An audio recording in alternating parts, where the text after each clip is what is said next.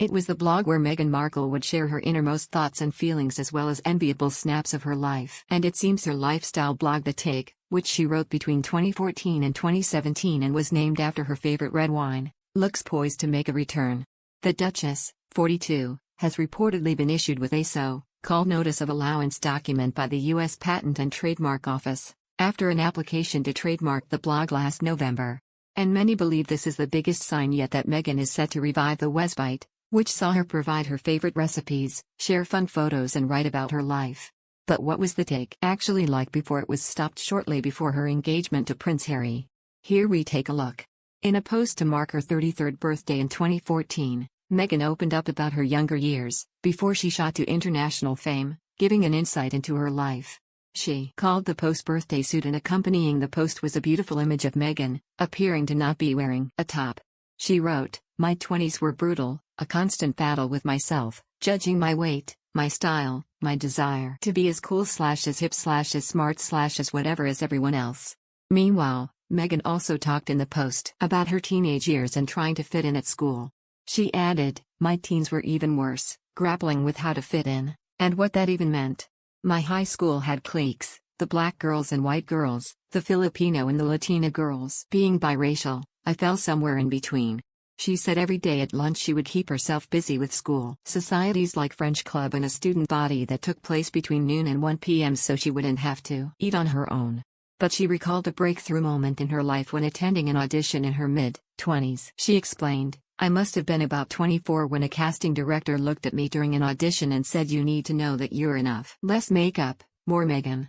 In another candid post, Meghan made a confession about struggling to give up unladylike habits as part of her New Year's resolutions, just months before she met Prince Harry. She wrote, "Run a marathon. Stop biting my nails. Stop swearing. Learn French. These make my New Year's resolution list nearly, aka actually every, single year.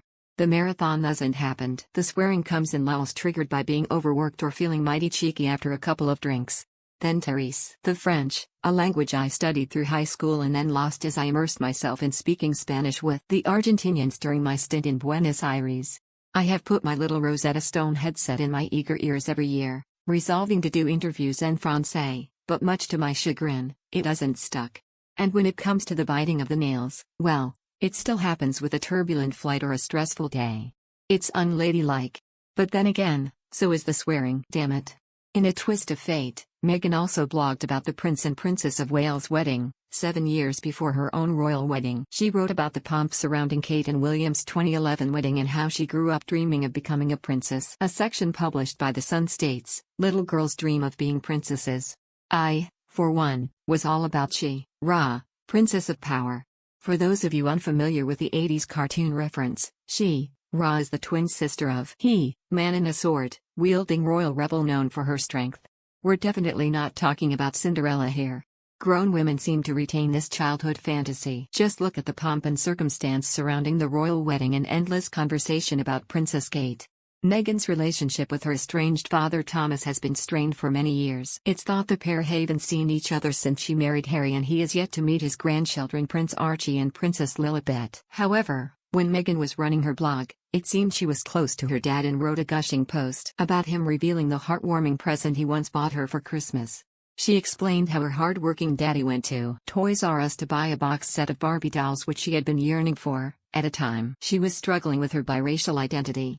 However, there was a problem: they either came as a black family or a white one. So when at Toys R Us faced with the boxes of Barbies in front of him, Thomas broke the rules and took them apart to make a custom family for his little girl. Meghan recalled, "When I was about 7, I had been fawning over a box set of Barbie dolls. It was called the Hart family and included a mom doll, a dad doll, and 2 children. This perfect nuclear family was only sold in sets of white dolls or black dolls. I don't remember coveting one over the other, I just wanted one.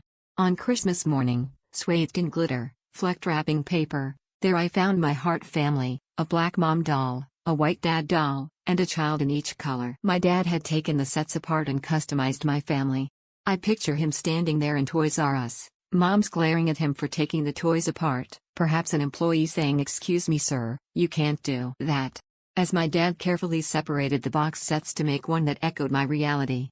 One that showed me that I should, and could, make my own box." In one of Meghan's most popular posts, Meghan offered her candid thoughts on how to juggle celebrity life with giving back and doing her day job. The 2,000-word post was published in October 2016, months after starting her relationship with Harry. I'm consistently asked how I keep a foot in two contrasting worlds, one in the entertainment industry, predicated on wealth and indulgence, and the other in humanitarian work, she wrote. To me, it's less of a question of how can you do this, and more a question of how can you not. She also describes her upbringing in Los Angeles, California, with her free-spirited clinical therapist mom and the most hard-working father you can imagine, and how, even at 11, she wanted to become an independent, strong woman. Meghan added, "While my life shifts from refugee camps to red carpets, I choose them both because these worlds can, in fact, coexist. And for me, they must. My 11-year-old self would be proud, because while I may not have realized it at the time, I, in fact, have always had a foot in the world of entertainment as well as the world of public service. My life now is simply a more heightened version of the very reality in which I grew up. And, truth be told, it's the most beautiful gift I never knew I always had."